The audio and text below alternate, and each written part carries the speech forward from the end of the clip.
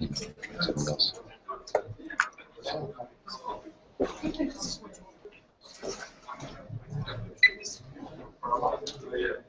There you go. Got one of them. Well, that's good. Good. What I'm trying to work out is how to. Do you want that off for now? No, that's fine. That's fine.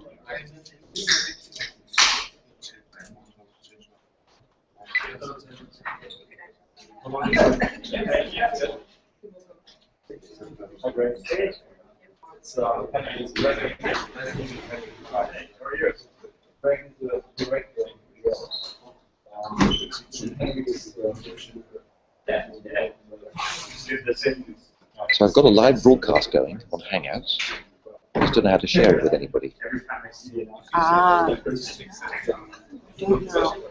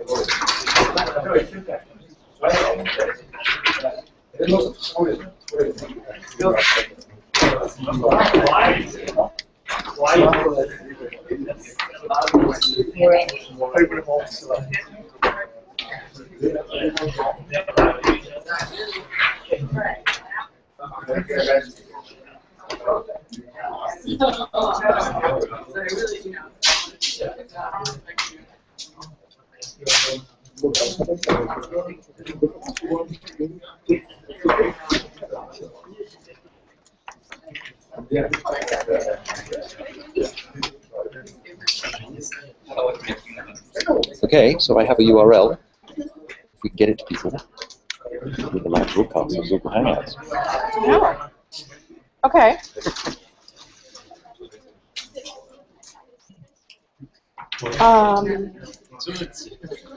We could do it to the. I don't know who else we would like to do it to, but Karen and I could send it to the SDI list for sure.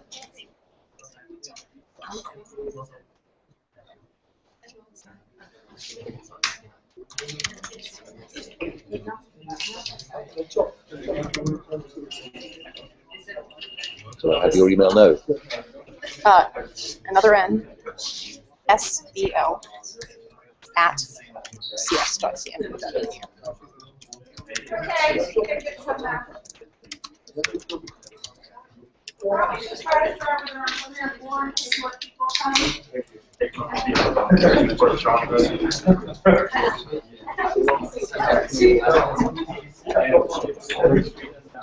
And if you would like pizza?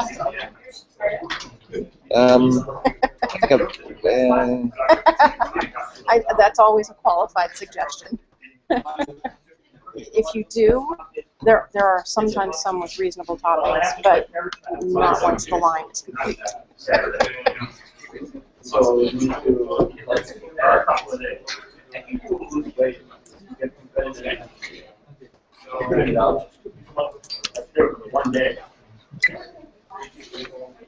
Ready for. Did you find the code under one of the boxes?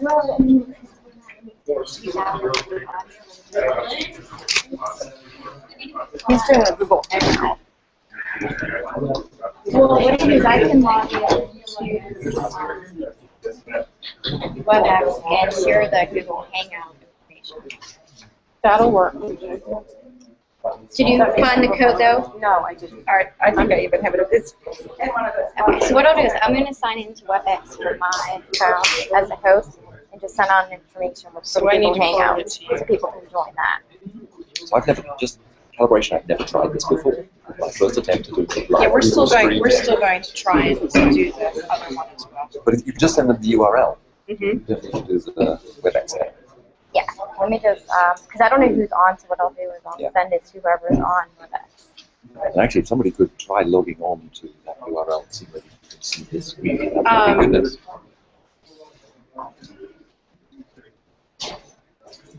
Can you, John just sent us an email with his Google Hangout. And it's going to take me forever to pull it up on my sheet.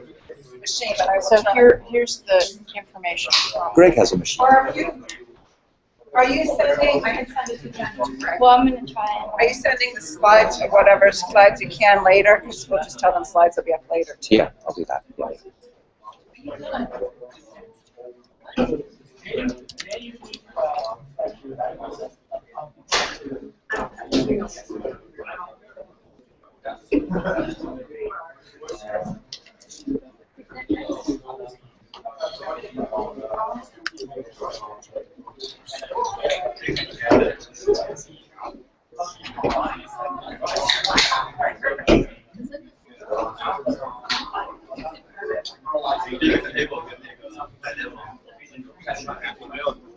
How many computer scientists?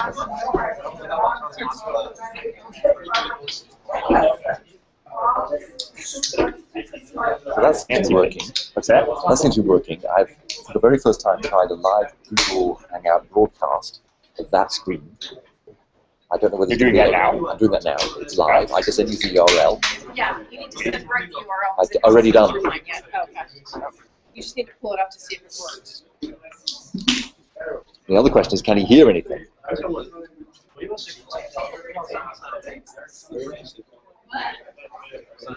Bruce just sent me asking me the question about. Excellent. Just still work that way?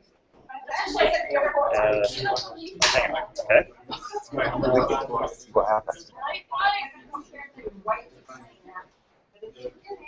Turn the sound on. Can you hear anything? If I were to speak here. Hello, testing, testing. 1, 2, 3, 4. Told you I was going to come find you. How are you today? We're running like crazy trying to get some set up audio going. It's definitely.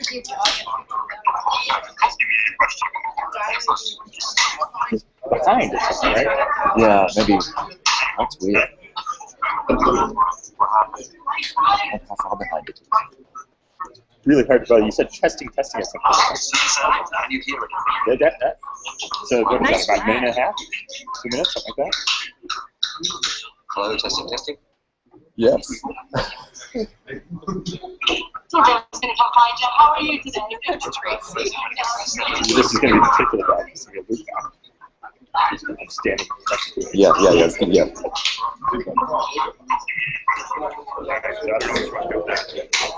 There's people on WebEx, so I just need to send them the link. Oh, I see. That's right. So this is the broadcast of people non-local. Frankly, I think if they can hear and they can see at the end, maybe we can do something else with have them calling in or something like that. So, And we have I'm sending it to them now. so forward the thing, tell them that this. They could either listen to. At least the sound and maybe the whole thing is try to get your thoughts. See if it shows up right away. As far as we can tell, it's on a delay of a minute and a half, and it seems to be consistent because the slides will change right here when we did that. Right.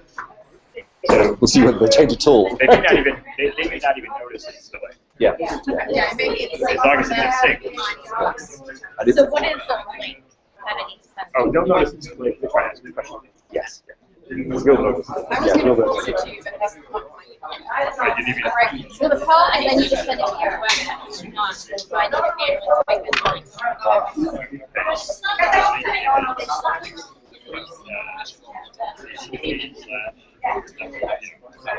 in YouTube with the dot. Slash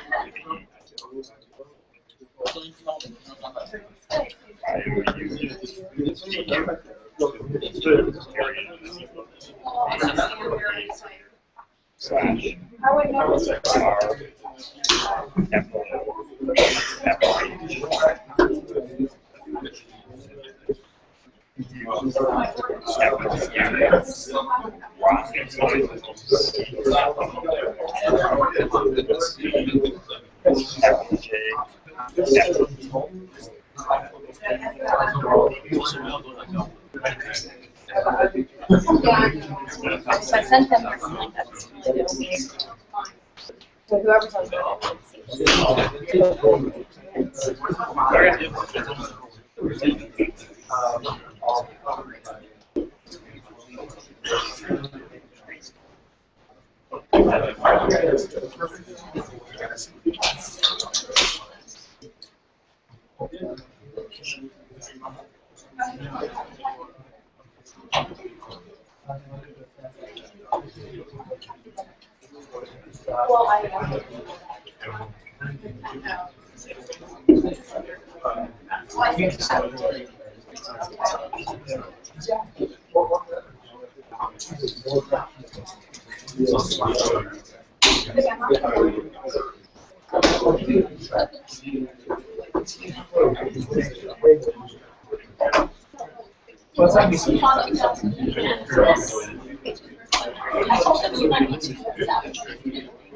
Yeah, so on the bus, Yeah, that's what I want to hear, so. I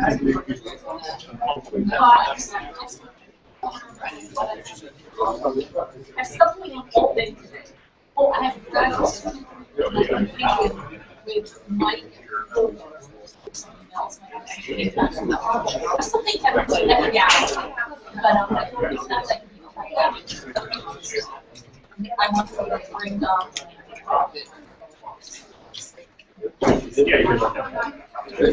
I told him, and I told him, I know Mike is really small. It's probably a ton. They said a bunch of crowds.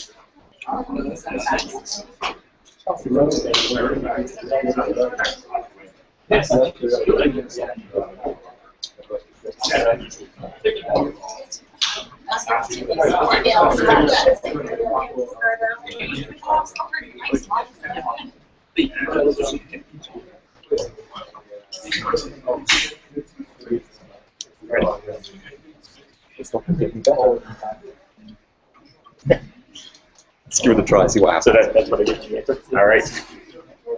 All right, folks, let's get started.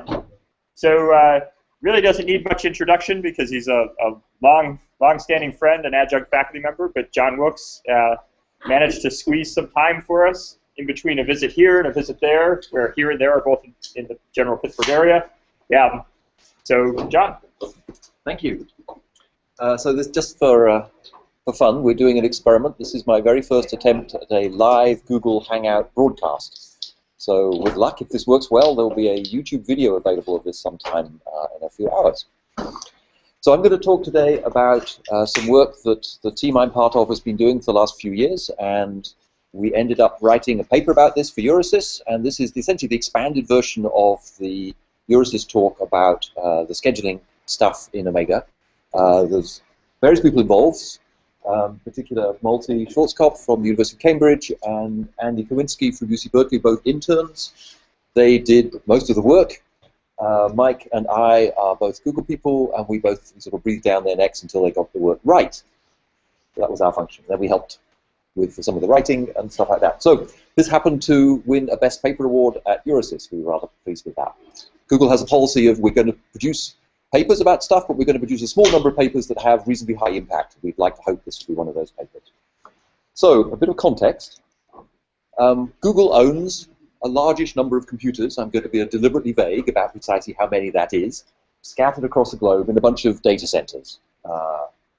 You'll see why this is relevant in the middle in a minute. This happens to be where they are. You can go find this stuff, search for this on the web, and you'll find this map which will tell you where these things are. They're mostly near where people are. This is not surprising because people tend to be our customers in the external world. Garth has a question already. So a lot of users use these data sets like Binge and Colbert report. And they were telling me that Google had boats with container boxes on both coasts. Is anyone talking about what kind of secret things are happening on those boats with containers? Garth is asking about the rumors that are circulating about very large barges that are, I believe, moored in San Francisco and Portland. Turns out those rumors are circulating inside Google as well. My favorite meme that came up was a photograph of one of these barges with the caption, "This brings a new meaning to the term draining a data center." Okay, so no answer yet. I don't know. No answer yet. No. Here is a data center. This one happens to be in Finland. It's our very first seawater-cooled data center. And it's a 1950s printing building that has been repurposed for use as a data center. So we were required to keep the external building pretty much the same, and we gutted and replaced the inside. Here is inside one of the other one. This one happens to be in Lithia Springs, I believe, in Ohio. This data center will never look this pretty again. Right? People are going to go in and they're going to replace machines. They're going to put new cabling in. They're going to add stuff. They're going to change it. But we managed to get a photographer in to come and take photographs of the thing while it was in its pristine state before any of the people like me had been allowed to touch it. And to give you some idea of scale, that's a fragment of one section of this building. If you count very quickly, you could come up with an estimate of how many machines it might contain. So I'm not going to leave it up very long. So what do we do? What is the question? I can try. So that's the background. Those are the data centers. They have the piles of machines. Well, what do we do with the machines? We run jobs on the machines. Jobs for us is just a collection of tasks. It's just some terminology. A task, think of it as a Linux process or a process group. Each task runs on one machine. You can have many tasks running on any one machine. In practice, we share machines between different kinds of tasks. So you can have a machine that's running Gmail, and it can also be running MapReduce jobs. Typically, 10 to 40 tasks are running on any one machine. Depends a bit on the size of the machine and the size of the tasks. And the purpose of the cluster management software, which Omega is going to be the new core of, is to decide which tasks should go on which machines. Simple, right? As you'll see in a little while, things get a little harder because the kinds of tasks is actually remarkably variable. We have a whole raft of different kinds of work. We have stuff that will run for 30 seconds or so, and we will have stuff that will run for months. We will have stuff that will consume a 50th of a CPU core, and we'll have stuff that will max out the biggest machines we have. We have stuff that has incredibly high reliability requirements, and we have stuff that, it doesn't matter if it falls over, we'll just try it again, because it was just an internal experiment and a test or a debugging thing. We have stuff that feeds external-facing, latency-sensitive jobs for people like you to get access to search and stuff like that, so you want sub-second response. And we have stuff where, it has to be done by midnight. All of these things are running in the same universe. So a very diverse workload, and in fact, as our creative engineers are busy building more things, this diversity tends to be increasing. The sizes of our clusters are getting larger. You can imagine as you make clusters bigger, the fragmentation effects get smaller, it becomes more efficient. You can actually do more stuff with a bigger cluster. So one of the drivers for the really big clusters is the guys who index the web. They want to index more of it, more often, faster, better.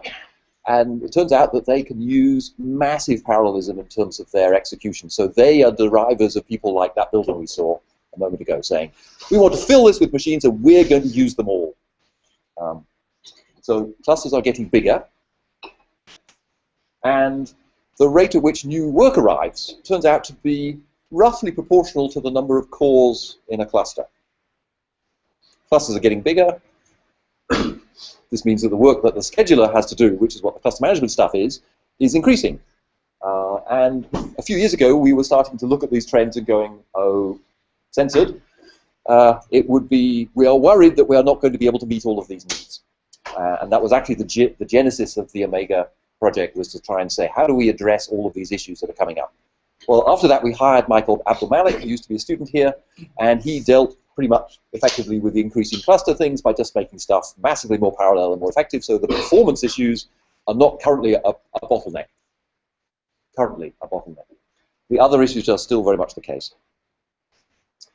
So let me tell you about what the cluster scheduling problem looks like. So here is a picture of a cluster. These gray boxes represent machines. I'm scaling down because putting 10,000 on them on the screen doesn't look very good because they're less than a pixel apiece.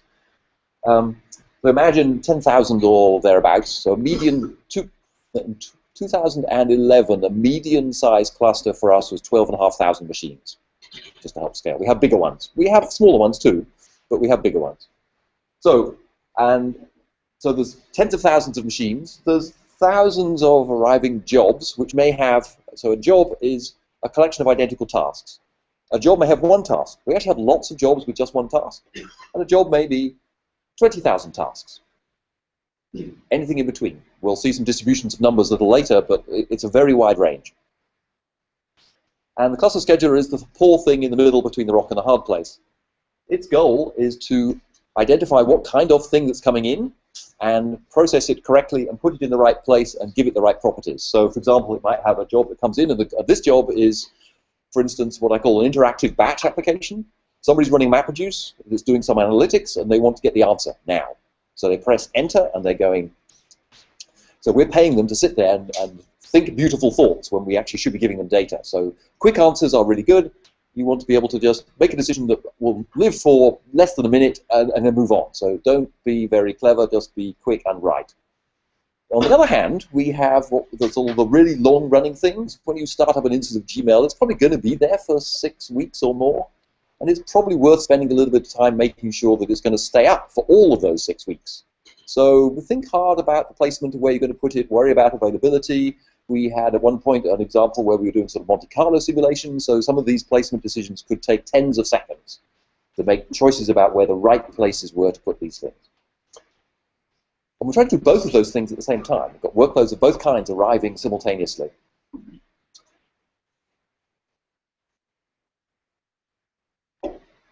Result, this software has experienced over the decades since we started writing it 10 years ago last week, it has experienced organic growth, which is a software engineer's term for nightmare. We have been adding features to this thing continuously. It has got more and more complicated. When I joined a few years ago, there was one file called master.cc, which was 15,000 lines of code. We have since fragmented it, broke it up into different files, and we have more code since then because we've been able to write faster because we broke it up into separate things. But the result is these things are horribly complicated. The number of things they have to deal with is frighteningly large. They get very messy very quickly, and we have very, very productive people who keep on adding features. So what we can do about this? Well, it turns out one of the causes of complexity is having to serve both kinds of workload in the same place. You have to write a scheduling algorithm that can handle both things. That makes it much more complicated if it has to be able to make choices all the way throughout its algorithms about am I in the fast path or in the complicated clever path. There's a better way to do this, which is just say, let's have a scheduler which is really good at doing the quick stuff, and let's have another scheduler that is really good at doing the clever stuff, and have the completely disjoint independent things. So, great, that's what Omega is all about, it turns out, but now we have an issue. We have schedulers competing for access to machines, right? We've got the fast path stuff and we've got the slow and steady stuff, and they're both running simultaneously trying to decide who gets access to which machine. How do we do that arbitration between the different schedulers? It was easy when there was one of them and it only did one decision at a time. But now we've got at least two, and they're both making decisions simultaneously. How do we fix that? Or what do we do about it? So there's a couple of different ways of doing it. There's the monolithic scheduler, which is what we do now. Here you have a single scheduler that handles all of the different kinds of workload. It's basically a software engineering nightmare, but it's easy to understand. You can logically think of it as single-threaded. A piece of work comes in, it gets done, it moves on. We'll see why that's bad in a moment. But it turns out, if you want to split these things, if you want to get more growth, you want to have more flexibility, what could you do? Well, one thing you could do is you could take these multiple schedulers and give each of them a dedicated cluster, a dedicated pool of machines where they're the only thing in charge of. Great. That turns out to reduce the problem to I have a simple world, I just live in it, I use my machines, I allocate stuff to them, I move on. But it turns out if this cluster is really busy and this cluster is empty, you've just delayed these things and wasted these machines. So that's both inefficient and expensive and a bad idea. So Most of the rest of the world does this. If you go to somewhere like Yahoo, you will find that they have front-end production clusters that are basically, they're doing this kind of stuff, and they have back-end research clusters where they have a bunch of experimentation and stuff that doesn't matter so much. They have by hand made a hard physical boundary between those two clusters. It's really hard to say, right now we need 400 extra machines over there. It just can't be done. So, clearly there is a better way, otherwise I wouldn't be here. So technique number one, and this is, we're going to call it a two-level scheduler, and it's what Mesos does, UC Berkeley. So we had some colleagues up there, so Andy Gowinski was from there, and he's actually part of the Mesos team. And they had the following idea, which is rather nice. So let's take each of the schedulers and make each of them a separate entity, and have them have access to a central arbiter that makes decisions about which schedulers have access to which resources. So in the Mesos world, what they decided to do was to make the resource manager impose fairness considerations, and the schedulers make decisions about what they wanted.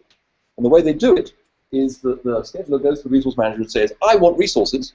The resource manager says, I'm going to give you access to this set of resources right now. Go play with inside that set, make your decisions, and come back. You want 400 machines, I'm going to give you 500 machines. You get to pick the 400 and give me the other 100 back. So the resource manager subdivides this space dynamically on the fly, so you can change things, which is great. It can impose constraints like, I want to make sure that the batch guys get no more than about 40% of the cluster, and things like that. But it has one consequence, which is because of the way it works, it hides information about the overall state of the cluster. It gives partial information to each of the schedulers rather than complete information, because that's how it imposes its boundaries on what they're allowed to do. Otherwise, very nice, and there's a nice paper about Mesos from NSDI in 2011. But we think there's a better way. Well, at least a different way. So we call this the shared state model. So those of you familiar with databases will instantly recognize this in a second for an optimistic concurrency control model. So what we have instead is we have a description of the state of the machines, how busy they are, how full they are, which reservations have been made for them, which resource has been allocated to different people, whether they're broken or dead or get moved out by a forklift truck. And every scheduler has a local copy of that stuff in memory. So it can operate quickly, make decisions on information that is the current best estimate of the state of the cell. And then it goes and says, I've decided to do the following, and it pushes that information down to the centralized shared state that everybody has access to. And we'll see what happens in a moment if that does or doesn't work. So here's an example. Here is the cell state at the bottom. Here is one of the schedulers, the red one, with its own local copy. See, it's a mimic of what's down in the cell state. So the first thing the scheduler does, it says, update my local copy. And it just turns out it only needs the differences that have happened since the last time it did this, so it's relatively efficient. And the second scheduler, the blue one, they both get local copies, and now work arrives. Here's what the red one does, is it says, using my knowledge of the state, I'm going to make some decisions about where things should go, place them there, and I'm going to send information about, here's the changes I would like to make to the central state. I want to put this here and that there. That gets put down to the central state. Great, good. The blue guy, meanwhile, simultaneously, remember this is running in parallel, does the same thing and makes a decision and pushes its decision down. And it happens in this particular case, they overlap. So what do? Well, we decide there is a conflict at this point. We actually do it in the central state when we try to apply the updates, and we say one of you loses and one of you wins. So it's like a transaction. Think of it as an atomic operation. Either all of that happens or none of that happens. And we bounce back the guy that had data that is now out of date, and it gets to say, okay, let me just refresh my state, and I can just try again. So this is clearly going to work well when the system is mostly empty, and you might ask questions about what happens when the cell gets fuller and fuller and the rate of conflicts increases. The other thing you might worry about is if all the decisions that are being made are quick, so the amount of time the red scheduler spends waiting to sort of thinking about what it wants to do is short, the chance of it conflicting with somebody else making exactly the same overlapping decision in that short time interval is pretty low. But if that red scheduler is taking a long time to make a decision, and there's lots and lots of churn taking place behind its back while it's thinking about it, maybe the conflict rate will actually be uncomfortably high. And the size of the decision. And the size of the decision, right? So the decisions are very big, they're more likely to collide. This is where working in a pool of 10,000 plus machines is better than working in a pool which is about the same size as the jobs you run. What about fairness? It seems like you're implicitly saying all schedulers are equally entitled to. Garth is asking about fairness, and I'm going to ask you to punt that question for a little while, and the basic answer is it becomes interesting. Yeah. This turns out to be one of the big trade-offs between the two approaches. Okay, so that's sort of roughly what we're trying to talk about. I'm going to have to speed up a little. So what kind of workloads, I'm going to give you a little more information about the workloads we're running, because that turns out the decisions that we have to make.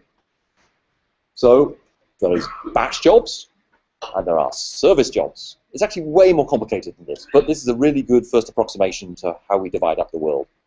Batch jobs, you want them to finish. They succeed when they exit with a result. If a service job finishes, you restart it because that was bad. There was a bug. It should be running forever until you decide to take it down explicitly externally.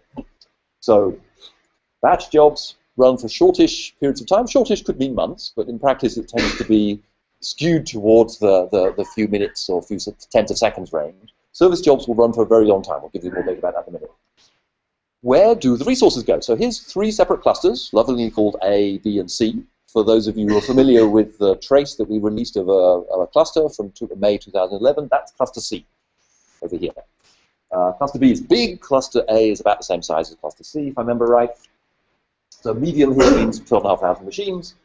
And what this graph is showing you is how many different kinds of jobs, service jobs and batch jobs, and how much resource do they use. So let's just take the far left-hand column here. What this says is 95+% of all jobs are batch jobs. Solid color means batch, stipple color is service jobs. 99.9 something% of all tasks are batch jobs. There's lots of batch jobs, and they're big. Almost all the CPU is used by service jobs, 80%, thereabouts. And almost as much memory is being used by service jobs. So one way to think of this is that most jobs are batched, but most resources are consumed by service jobs. Grains of sand, big boulders is another way to think about this. Although there are some very big batch jobs, and some of the service jobs are small. But in general, I think long-running service jobs use all the resources. Short-running batch jobs consume all of the CPU cycles in the scheduler. And there's a bit of variation between cells, and these are relatively typical, and we see that kind of stuff. But it's roughly the same story everywhere. Garth, go Greg. 2 out of 3 of them are top 50. A is more. It varies, but yeah. So more like the 2 on the. More like the 2 or more like the 1. There are other places where it turns out that the cells are almost entirely dedicated towards batch.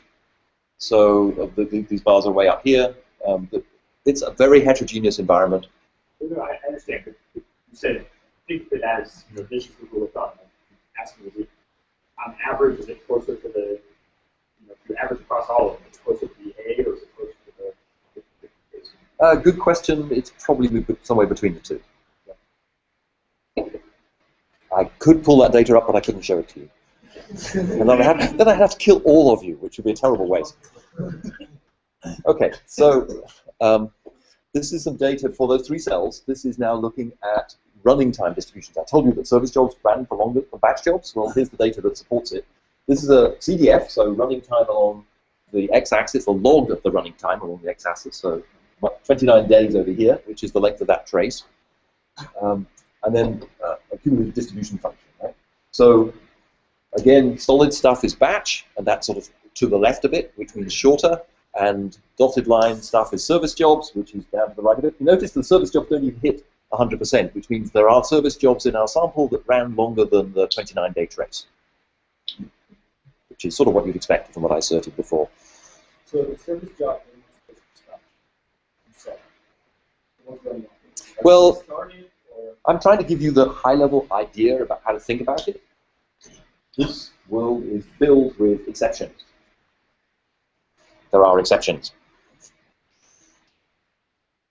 So that was running time. Now let's look at how often they arrive. Fortunately, service jobs don't arrive at the same rate as batch jobs, otherwise we'd run out of resources. Batch jobs arrive much faster. So again, inter-arrival time here on the x-axis, so batch jobs are to the left. Typically, interarrival time is seconds between batch jobs here. Clearly, well less than a minute between batch jobs. The service jobs come less frequently. Some of them, will wander off into the ozone. They arrive every few weeks. Okay, so summarizing, 80th percentile runtime. So that was sort of picking one of those the profiles for a second. We're going to have to stop these questions because we're going to run out of time. Especially from the people. If you've asked a question already, pause a little longer. Don't ask the same question again. So if you look at the 80th percentile, right, batch jobs are actually way shorter than service jobs. If you look at the median batch task is about 37 seconds. And they're getting shorter, not getting longer. And the interarrival time is shorter versus way longer. Okay, good. All right, so those are the kind of workloads we talked about. I don't have time to talk about all the variation that takes place within each of those subtypes, but assume for the moment that there is a fair amount. Just going back to the previous one, what is the load meaning? Batch jobs? So load meaning arrival rate multiplied by the average size of the job. So this is the load? This is the load. So this is load in the sense of CPU usage. This is normalized. This is what fraction of the CPU usage in the cell is. That's pretty high. I mean, what this would mean is if you really have... So this is normalized to total load in the cell. You're asking what is the utilization of these clusters? Yes. So if you were to look at, say, cluster C, because you can, yes. I've shared you that information. If I remember right, the number is order of magnitude 60% utilization for both CPU and memory. Okay, so memory probably a little high. If that were the case, then you would have a ton of collisions in terms of people asking for the same set at the same time. You think that, wouldn't you? Yes. How's that thought?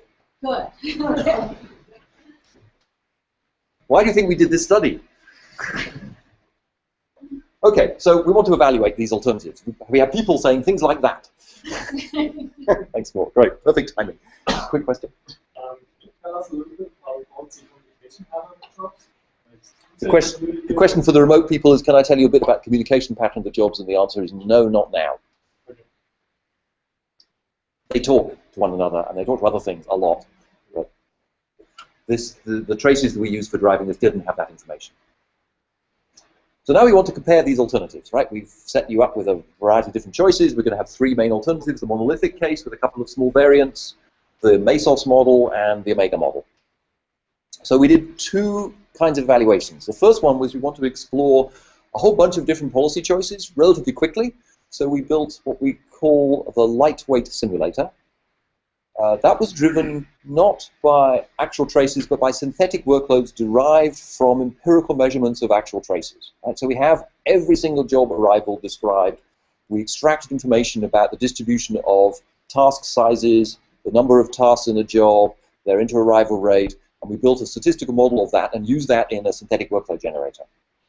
We made a few simplifications that I'll talk more about in a moment, but the result of that was that this simulator could run fairly quickly. And we could write code for all the different simulators we cared about. In particular, you actually be able to download this code now. That simulator has been published. It's been available. Andy and Multi are mostly responsible for this. One of the things that was key in there is we have to ask the question, how long does it take to decide where to put a job?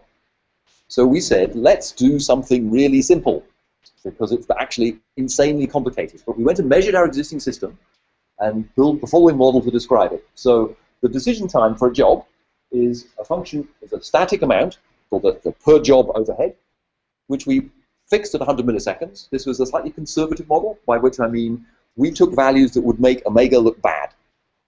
This is on the high end of the decision-making time in practice. So the longer we make our decisions take, the worse Omega is going to be, because you're going to have more collisions between things. So we bias towards the high values, but these are based on numbers measured on our existing real. So about 100 milliseconds per job, fixed overhead, plus about 5 milliseconds per task. That doesn't sound very much, but if you've got 10,000 tasks to place, it adds up. So that's the model. We're going to use that all the way through the lightweight simulator for deciding how long things take. We talked a little bit about this, but the bottom line from this slide is that there are plenty of good reasons we have for why it might take a long time to make a scheduling decision. They're mostly to do with improving the quality of the decision you make or reducing the risk from making a bad placement choice, which is roughly the same kind of thing. One thing that comes up that causes you to want to do this is correlated power failures. So this is a picture of a power distribution tree for a data center, simplified. Some of them have 9 levels, but the newer ones only have about 4. So at the top, power comes in, and I've just shown you one axis of this. It comes into a distribution system from the power company, and then we feed it into big gray boxes called PMDCs, power modulation distribution, something or others. They power about 2,000 machines apiece. They're 2 megawatt chunks of power, and there's a few of these spread around a data center. So that's one of these guys. Actually, that's the external power, this one with PMDC. It has what are called bus ducts, which are great big passive lines of copper about the size of my hand, and there's 4 bus ducts, 3-phase power coming out of these things, 4 bus ducts per PMDC. So you've got a fan out of 4 at this level, and those connect via actually a couple of levels of circuit breakers and power distribution strips, eventually to machines. So the question now is, great, so I've got these things. Individual machines can fail, happens all the time. Bus ducts can fail. PMDCs can fail. What you would like to do is to place your task for your job across this set of machines at the bottom to minimize the chance that all of your jobs will disappear at once. So all of your tasks will disappear at once. So imagine a task where imagine a job which has 2 tasks. It could be really simple. You could place both of them here. They're on separate machines, great. Single machine failure, not a problem. But if you lose the bus duct, you lose both tasks. A better choice would be to put one here and one here on the right, so they're immune to bus duct failures. Great. So it turns out that there's some relatively simple algorithms you can come up with for how to do this stuff in this simple case, and Alexia can tell you much more about the details of this. But it isn't quite as simple as that. There's also a network distribution hierarchy, and for various complicated reasons, the network distribution topology is not the same as the power distribution topology. So you end up with, at one level, you can view the network also as like a very relatively squished, flat tree that overlaps the power tree in interesting ways. We're not quite sure how best to handle this case yet, but we know it's going to be hard to do it well. And of course, I lied to you. It isn't actually just 2 trees. There's internal partial redundancy as well, so this thing gets complicated very quickly. So this is the kind of world that we're trying to make placement decisions in. As you might imagine, when you've got 5,000 tasks to place, when you have to worry about all of these things as well, in addition to making sure that everything fits in the space available and stuff like that, and meets other constraints, it's going to take a while. This is one reason why we think it's actually going to be in longer decision times in our future for those long-running things. You know, if you're going to run it for 6 weeks, it's worth spending a minute thinking about where it should live.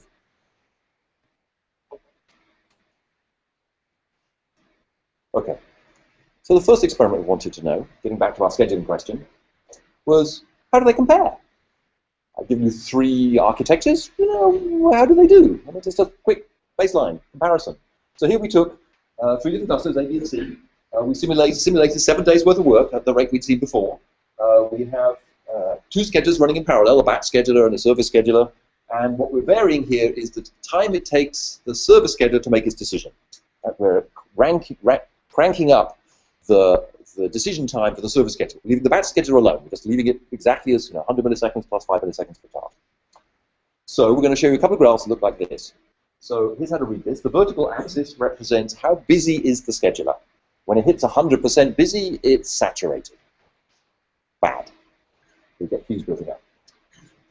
These axes represent how long does it take a scheduler to make a decision. Now, in the first case, this is actually the monolithic scheduler. So we're using the same algorithm for the batch jobs and the service jobs.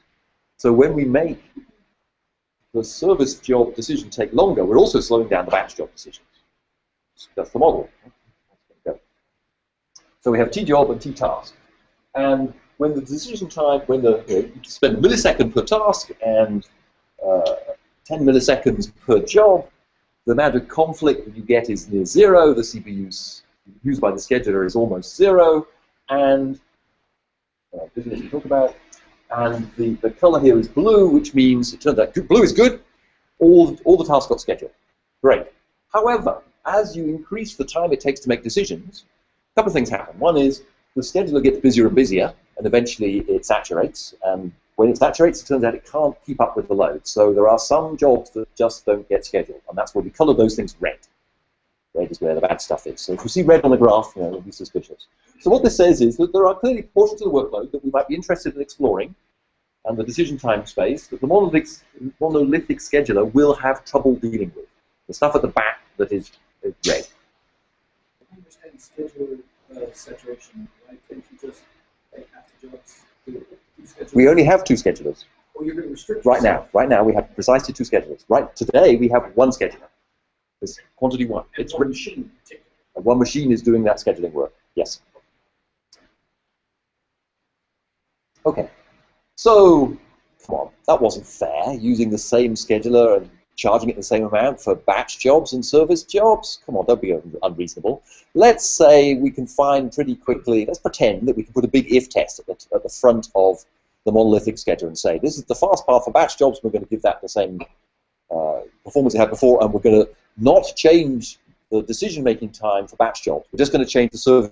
So it's only one process at a time, but you either do a fixed batch time or you do the relatively slow service time. We're going to crank up the service time. What happens? So this is what happens. Well, the first thing is it gets way lower, right? All of the time we spent computing the work for all those batch jobs has now been reduced to what it used to be before, so we don't have the horrible bad stuff and saturation at the back. We still get a tinge of red, but that's probably not too bad.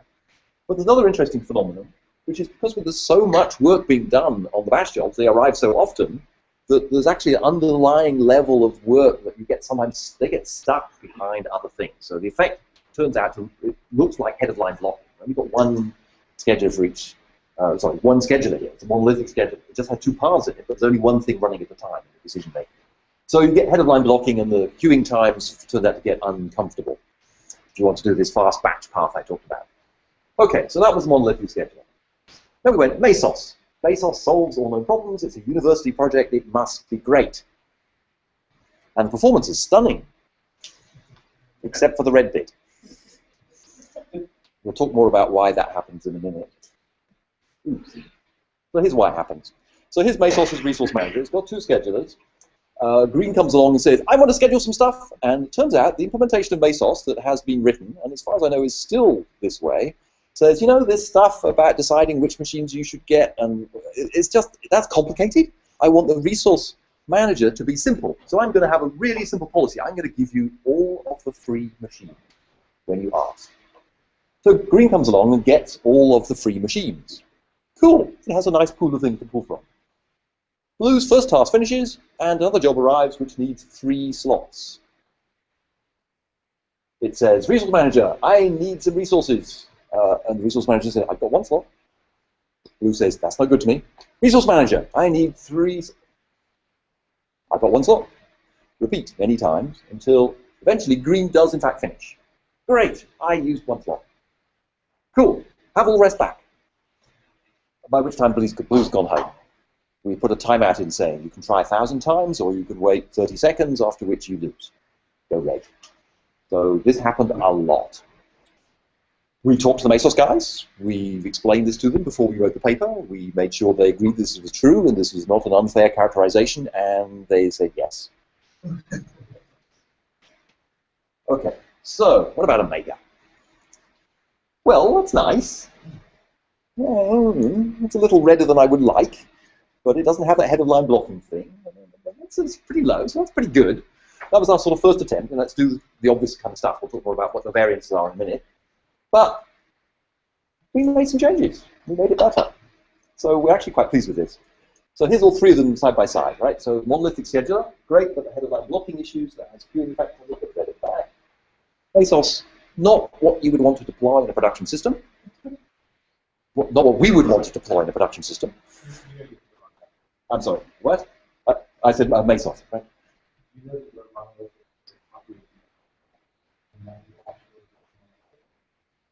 No. Yeah. Yeah. Okay. Somebody's paying attention. Good. Excellent. Somebody's not paying quite enough attention. And then Omega, right? So look, the takeaway is, based on this data, Omega actually looks like it's still in the running. This is, okay, comforting. Good. In fact, in some ways, it's better than the current state. So that was good news. You can show some piece of I'm going to show you many things. So What about adding more than one scheduler for various different kinds of things, right? I constrained it to just 2 schedulers at most. So now we're looking at just cluster B, which is the big one. 7 simulated days, 2 schedulers, and we're going to vary 2 different types of schedulers, and we're going to vary both the arrival rate and the number of schedulers we throw at the system to see. You know, parallelism is a wonderful thing. We believe in it. We should do some. Does it help? Yes. Down and to the right is good. So x-axis here is how much we sped up the arrival rate of batch jobs. Remember, this is synthetic workload, so we can just turn the crank and have it go faster. So this is the nominal, as we measured on the real system. This is going 6 times as fast. Just the batch jobs, left the service jobs alone. And each line represents how many schedulers we threw at the system. So the dotted black line is just having one poor batch scheduler trying to cope with all of this load. And as you'd expect, it's got busier and busier. But as you throw more schedulers at it, those businesses go down. So 2 observations. One, for those of you at the PDL retreat, what is the deliberate mistake? Yes, no error bars. These are actually mean values of data spread across the things. We have the error bars, we tried plotting them, and it turned out to be very, very noisy. But we have enough data to argue that there are statistically significant results here, even though the error bars are not plotted on the graph. Question from Mac. So imagine you had one machine which was doing the back scheduling before. And now for the purple graph, this is now we have 8 machines doing the batch work. And what we did was we just hashed the batch jobs and did a sort of hash distribution of those so they're roughly evenly spread across the group. So when a batch job arrives, you hash its name, you send it to schedule number 6. And then each of those 8 machines does 1/8 of the total batch load. Plus is one machine doing the service jobs. Think of it that way. Oh, okay. So it's not like 4 scheduling policies. No. So 2 scheduling policies, but we just crank up the parallelism of resources we throw at scheduling batch jobs in order to cope with the increasing load. So the first is the error bar question. The second thing to notice is that although you get speed up, it's not linear. Right? Yeah, there are overheads, and particularly the overheads of resynchronizing the state every time you make a decision to keep up with what all the other guys have done. It costs something. So this red line has 32 schedulers running in parallel. Oh, that's pretty good. They're all not very busy, but it's not 32 times less busy than with one scheduler. Sadly. If it was, I would be very happy indeed. But still, this is pretty good. What this says is if we run out of oomph scheduling, we have a really simple fix, parallelism. We can make a, which I ask for a large number of machines, yep. And I do not, and I get to a conflict, and I lose the conflict. Do I just re-ask for a smaller number, or is that yeah. So Garth's asking what the concurrency model is when we have conflicts. What we are presenting. So the first thing we did, and we'll talk more about this in a moment, but we would start with the assumption that if you think of it as an atomic transaction, if you ask for 1,000 changes and you get them all, great. If you don't get some of them, the whole thing gets bounced back and we try again. More on that in a moment. Hold that thought.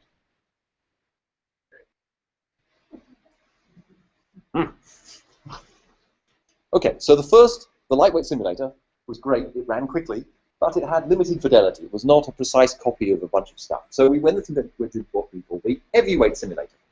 What we did for this was we removed a number of simplifying assumptions we made in the lightweight scheduler. So initially, the lightweight scheduler assumed that all machines were the same.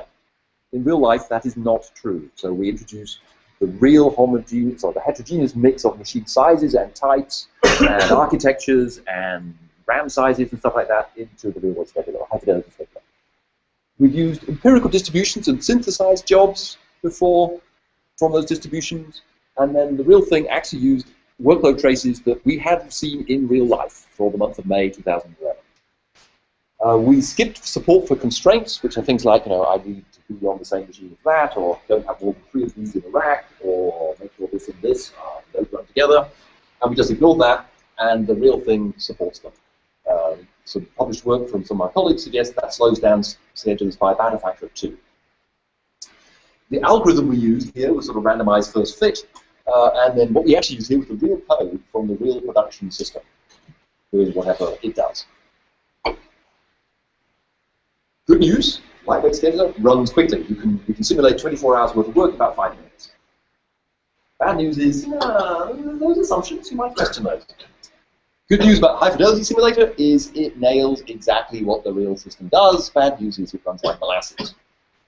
We can run many of these in parallel, which is great, frankly, but it still takes 2 hours to simulate 24 hours worth of real time from the trace. That's tedious when you're doing a 29-day trace evaluation.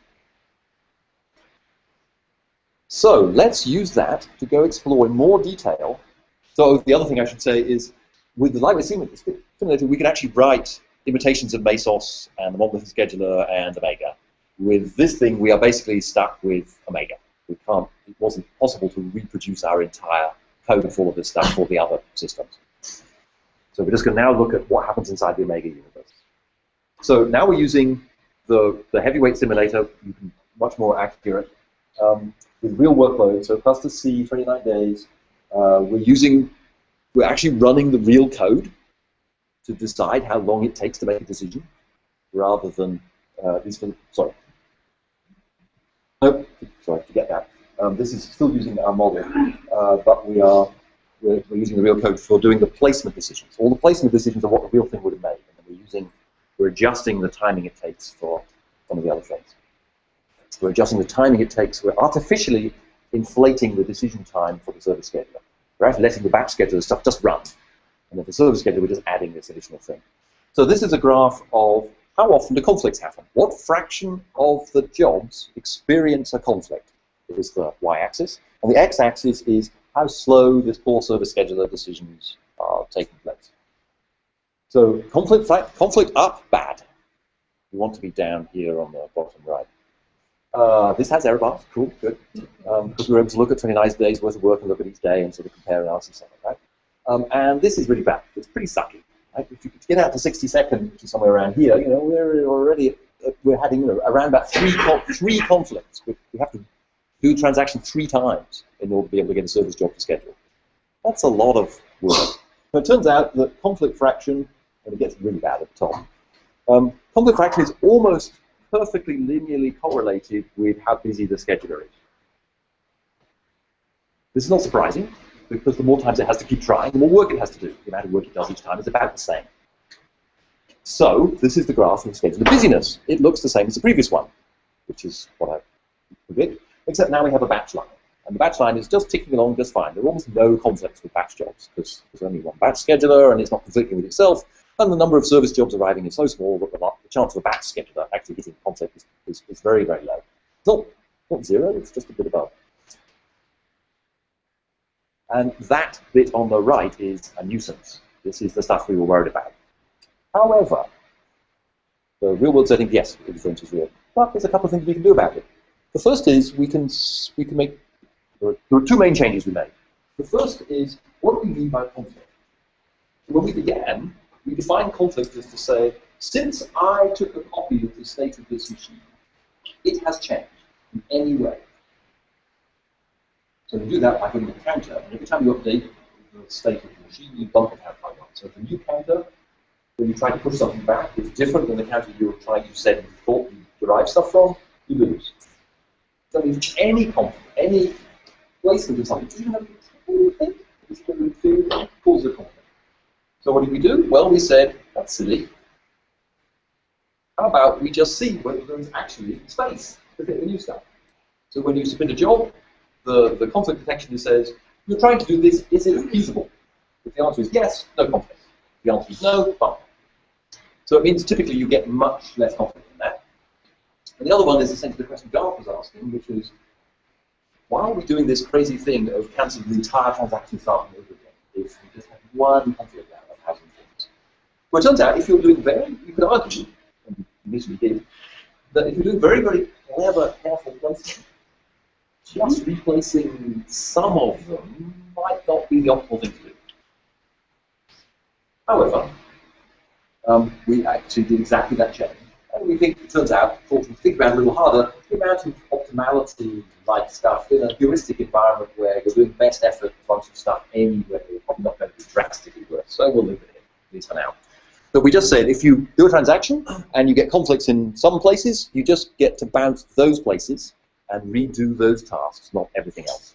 So this typically drastically reduces the amount of rework you have to do when you come back into the scheduler. Does it help? Well, duh. So the red is what we saw before. The cyan line is by adding the incremental scaling, or incremental scheduling. So if I get a bounce, I just redo the bits that bounce, not the whole thing. And that roughly halves the conflict rate. And if I add the fine-grained conflict detection, I roughly double it again. It turns out it doesn't really matter which order you do these things in. They both have about the same effect. So now we can operate down where the conflict rate is sufficiently low that the scheduler business is still way smaller. Was the incremental or pretty much the whole problem? Yes. Good question. Not going to deal with it. I have a variation of that. It's the gamesmanship issue. HPC people end up gaming because the system treats a request as fixed.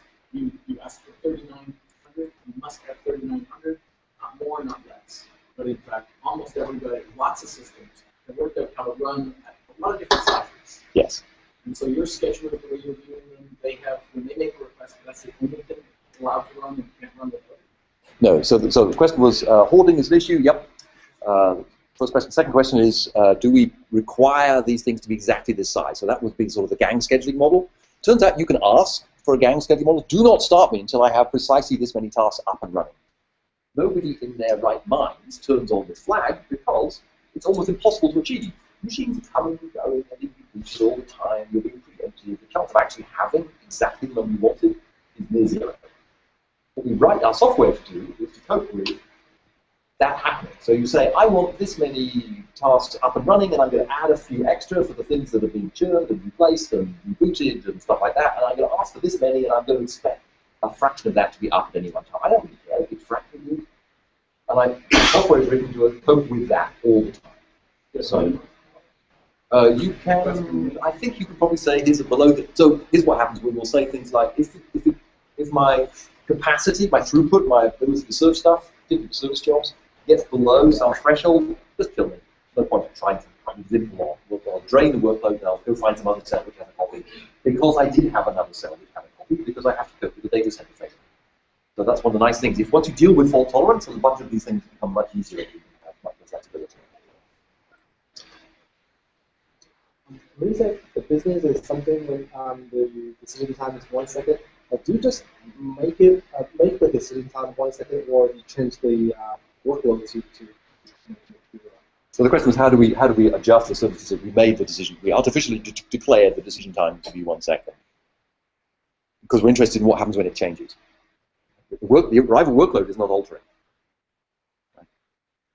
So open-ended, open queuing model for arrivals. Good news is yellow bit on the right-hand side has got much smaller. Happiness, researchers, please submit paper. Okay, good. So look, if you do this crudely, then you get conflicts in exactly the way Moore was describing. But you can actually eliminate almost all of the issues and get it down to a very comfortable level. Okay, so when I first asked the question about getting conflicts, I was assuming you had a whole bunch of schedules, and schedulers and time. And some of the graphs you showed were for a high number of schedulers, and there I believe the conflicts thing will totally go off the charts. Yep. But what you showed us in this chart, even in the worst case, was just 2 schedulers, right? So Yeah, because that was both. okay, 2 schedulers, I already can believe that there's problems, but certainly as you increase the number of schedulers, it sounds good in theory, and in terms of the conflicts, I believe that it's going to be pretty bad. And I mean, if I had to offer an opinion, I'd probably say you want to mix something like Ethernet scheduling, like a little less scheduling, where you back off exponentially over times or something, because certainly at a load of 0.6, you're going to have conflicts. This is a load of 0.6. Right, this is a load of 0.6 with 2 schedules. Right. So what Moore is suggesting. So for the people remotely, what Moore is suggesting is that we use more sophisticated collision prevention or mitigation algorithms or something in order to cope with a situation that doesn't occur here, because it might occur when we completely fill our cells and we want to run 400 different schedulers in parallel. Exactly. Okay, so yes. Okay. But we don't need to yet. Okay. And remember, our baseline is 1 scheduler. So we're not going to get to 400. We're probably going to partition the load. I'm going to give you an example of that in a moment. Rather than, because we want different behaviors out of the schedule, we're not doing this in practice for speeding things up. So the workload is going to remain roughly constant, but we're going to partition the schedules because we want different implementations and algorithms. When we began, we thought the performance was going to be the driver for this. In practice, what we discovered is the software engineering issues are the driver for going down this path. We're expecting a small, maybe a handful of scheduler types. I'll give you one more example in a moment. But so the likelihood of the kind of conflict you're describing is low. On the other hand, you're absolutely right. If we need to go down that path, there's a bunch of stuff in the database community that they've looked at this consistency model and worked out how to make it go reasonably fast. You can do various other things, like you can say, I don't know which of these I'm going to get. I'm just going to grab a lot of them. I'm going to reserve them for a while, and then I'm going to think, and then I'm going to give some of them back. Right? So you remove the conflicts at the end by pushing them into locking at the beginning. So yes, a bunch of techniques like that. Back off, yeah, all sorts of stuff. We haven't needed them yet. They're in our back pocket if we think we need to run into them. The way I would imagine I would end up between schedules. Would be that I would say yes to someone who wants to use scheduler and framework, an MPI torque scheduler and framework, an MPI LS platform framework. Yes. These things are not forced to actually turn every request into what you do. They're doing, give me some resources, and then I'll run my own little tasks and jobs inside. Yeah, so those, from our point of view, so the Yarn people go down this path. And the Yarn guys do not understand the Mega. If you push me on this, I can explain later. The choices, so it's a two-step process, right? Get me resources to do X. That's what we're calling scheduling at this level. And then once I've got some resources, I want to do this, this, or this in them, and I just have placement choices about where to put them in that. So if you think of that as the two-level model, it turns out that the get me resources to do X, the number of different types of X you want to do is relatively small. The number of choices you make at the next level up is often much larger. But the get me resources there's a smaller subset of the types of that than there are of the way placement choices at the next level up inside the application framework. And that's absolutely fine. So our MapReduce work already makes placement choices as to which bits of work to do and which worker. But the request for getting workers, which is what we see down at this level, looks just like all other kinds of batch jobs. So is MapReduce a long-running service job as far as you're concerned? So there are actually different ways of doing it. Today we do not implement it that way. Each MapReduce job is its own little microservice. It has a controller which goes and gets resources and then allocates work inside it. And I'll talk more about it. The next slide is going to be talking about some variants of that, which we can exploit. I think this might be part of where the disconnect is coming from. So in the Mesos model, they were actually going to go to the central resource guy for every task. That was the storyline. They wanted to have the Hadoop framework and the Spark framework and whatever framework, and they were going to do the interaction with the central arbiter. Well, not quite. No, if you look at their Hadoop stuff, the way they were running the Hadoop system was they were getting workers. Workers had slots, and then they were allocating tasks to slots. So they're doing exactly what we're doing. They're getting workers by talking to the resource manager. I'm not. Greg is for the people remote. Greg is arguing that the Mesos guys were telling a different story than what they actually going to build. That may be true. I'm not here to talk about the Mesos guys' papers. Imagine if you wanted to have that framework that interacts with the scheduler. It's not Hold that thought. Dear. There is some vacancies when switching from false frame to time frame.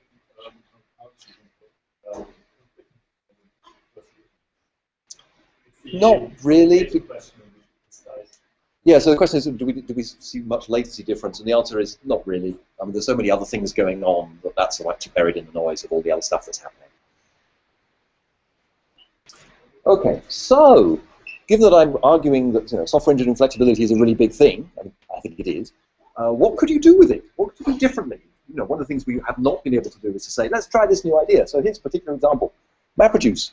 MapReduce jobs running in a cell that is not full, which turns out to be true. If it's 60% utilized, it is not full. Why do you fix the number of workers it has to be a small number that somebody thought of when they first began? So, first question, how many workers do people ask for when they ask for MapReduce jobs? In our world, this is the answer. C, the clear, careful mapping to precisely the right number of workers to get a particular piece of work done. Not. Why do they all end in zeros? So here's what happens. Somebody says, I need to get this done. Let me copy the MapReduced configuration file from my friend over here. I've got roughly twice as much work as she was doing, so she was doing 500. I'm going to ask for 1,000 workers. Run. It didn't fail. Good, we're done. Check it in. Everybody uses that forevermore. Okay, well, that's unfortunate. So it turns out that people are lousy at making resource estimation decisions. They suck. So why have people do it? Why not have the scheduler do it? MapReduce is wonderful. You have this really simple model of parallelism at the map phase, and then a shuffle, and then a reduce phase. You can build prediction models for what would happen if I were to double the amount of parallelism at the map phase, or have a few extra producers. We have people who've done this. Actually, there's plenty of other people who've done this as well. They've made the same observation. That idea is not new. What we've done, though, is that we've merged it with a scheduler that has access to the state of the cell to say, here's how many free resources I have. Let's allocate some of the free resources to MapReduce jobs that could benefit. So we built a trivially simple linearized speed-up model. If you give us more mappers, we'll go faster. If you give us more reducers, nothing happens. We took the real workload that we had and we fed it into this simulation. This was monolithic a couple of years ago. And we plot here a CDF of total MapReduce jobs. And on the x-axis is how much do they speed up on a log scale. So this is no speed up at all. Good news is there is nothing to the left. Things are not slowed down. You start with the simple stuff. Then you say, look, a third of them, nothing, doesn't help. Okay, that was a waste of time. Then you look at this stuff on the right-hand side. Now, you should not believe speed-ups of 100x. That is an artifact of simple linear prediction stuff, so gibberish, right? So cut off the far right-hand side of the graph. But look at that stuff in the middle. We're getting 60% of MapReduces from this trial workload was sped up on average 3 to 4 times. Not 3 to 4% better. This is just taking advantage of the fact that we have spare resources. Because it turns out we're provisioning these clusters to cope with what happens when Michael Jackson dies again. So all the front-end user-facing workload tasks have to cope with workload peaks, and we reserve resources in case you all show up at the same time. But most of the time you don't. And we can reclaim those resources and use them for other things. They're not being used for something else. We can give them to MapReduce jobs, especially if those MapReduce jobs are lower priority than the front-end facing stuff. If we need the resources back, we just get them back now. But they're mostly just sitting there. They're not idle because they're running storage services. They're also running the front-end user-facing services. You can't turn them off, but you might as well use them for something. How about this? So this is kind of cool. And it turns out, so we built in this emulation environment a MapReduce scheduler vertical that fit in with this framework, and it's quite cool. Here's another kind of batch job that you get. If it's a MapReduce job, send it that way. If it's anything else, send it back to the regular batch scheduler. We haven't increased the amount of work that the scheduling system is doing. We've just specialized the implementation of the scheduler. So they go back. Okay, so we're done, basically. So a couple of things to remember. Flexibility and scale means you have to have parallelism. If you've got parallelism, you have to worry about contention.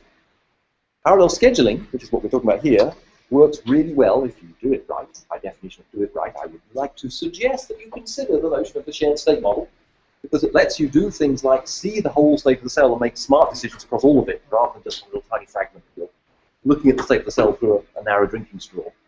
And that's why shared state not only performs well enough and scales well enough and gives us way more flexibility than we would have by any of the other mechanisms we're aware of. So that's what we're building. We're rolling it out right now. Cool, thanks. Questions? More questions? Happy to answer.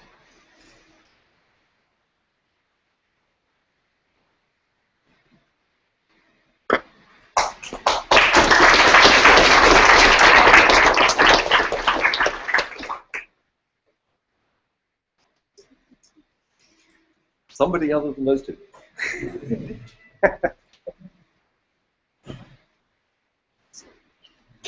I'll try to answer a question. Perhaps get myself in trouble. But the question is, do you see much difference between a multi-scheduler design and, say, a wizard that has plugins for different types of jobs? So the question is there much difference between a multi-scheduler design and a wizard that has plugins for different types of jobs? In the sense that they are both ways of getting extra flexibility, no. In the sense that they're solving slightly different kinds of problems, yes. So modularity and flexibility is a good thing. So I didn't really talk about this, but one of my contributions to this thing was to precisely define what we went into shared state, right? Because it has to be understood by all the different schedulers. But the definition that I use for that is what is the minimum necessary information that you have to put there. What you want to be able to do is to have some new scheduler comes along with a brand new policy that you've never heard of, and have the existing schedulers not have to change. So you have to think through what was the effect of those policies might be and communicate those. You can't communicate policies, that's not allowed, but what is the effect of them? So the other schedulers will not try to undo what it is that you've done. They won't trample on your work, but they can still operate in parallel. You can introduce new schedulers without having to change any existing stuff. With our old monolithic scheduler, that was not possible. You had to go tromp through all of the old code for any of the code that you wanted to make any additions, which is one reason why it was so hard to change. How do you build a shared state? We build it on a Paxos implementation. So these things are designed to be super resilient. We typically do 5-way replication for our scheduling system today, and we're moving that forward towards the new one. But it's a Paxos thing with a very thin library on the top to do the config.